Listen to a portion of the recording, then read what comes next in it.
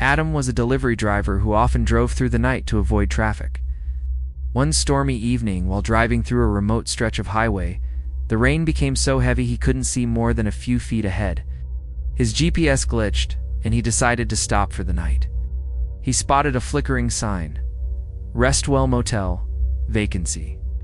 It looked old and run down, but he was too tired to care. Inside, the lobby smelled of mildew and old wood. A thin, pale man behind the desk greeted him with a tight smile. "Just one night?" the man asked. Adam nodded. "Yeah, just need some sleep before I head out again." The man reached under the desk and handed him an old brass key labeled Room 101, then paused. "Just, whatever you do, don't open the door for anyone from Room 103. Adam laughed awkwardly.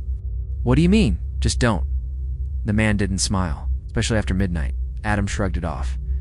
Superstitious nonsense, he thought. He entered room 101. It was small, cold, and dimly lit, but had a working heater and a bed. It was all he needed. At 12:47 a.m., he was half asleep when he heard a knock on his door. Soft, repeated, knock, ... knock. He ignored it, and came a voice. "Please, ... can you help me? ... I'm cold. I'm scared." A girl's voice, young, trembling. She sounded maybe 9 or 10. Adam sat up, heartbeat quickening. He looked through the peephole. No one was there. Then came another knock, louder, more desperate. He opened the door a crack. A little girl stood there, pale skin. Long black hair soaked from the rain, barefoot. She looked up with wide, dark eyes. "They won't let me out. I've been in room 103 for so long." Adam's voice was caught in his throat. Something about her felt ... wrong. Her clothes were old-fashioned, torn and muddy, was gray in the hallway light. "Please," she whispered, "just for a second. Just for a second. Can I come in?" He hesitated. Then she smiled, stretched too wide. "Saw me now. You can't pretend anymore." Before he could react, the hallway behind her darkened unnaturally. Lights flickered, air turned ice cold, and something moved in the shadows behind her. Tall, thin shape. Crawling on the walls, watching. Adam slammed the door. He locked the bolt, dragged a chair in front of it, and backed into the corner. He reached for his phone, no signal, not even emergency calls. He sat there, breathing hard, staring at the door.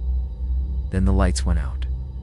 The room was pitch black, except for one thing: the TV turned on by itself. Static filled the screen. Then an image faded in. It was room 103. He saw the girl standing there. Behind her, dozens of hands reached from the shadows, grabbing her, pulling her back, but she didn't resist. She turned to the camera. To him. "Come see what they did to me," she whispered.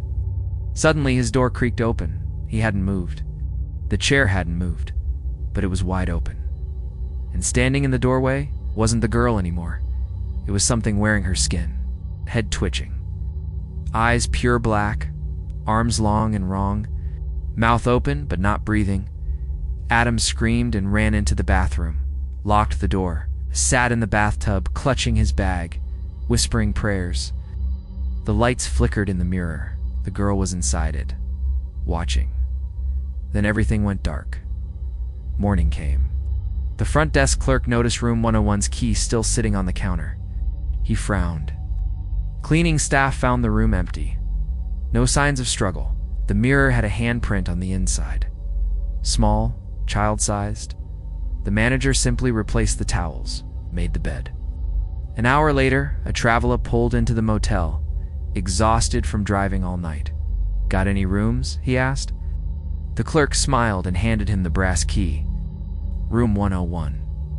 And just before he walked away, the clerk said, "One thing. Whatever you do, don't open the door for anyone from room 103.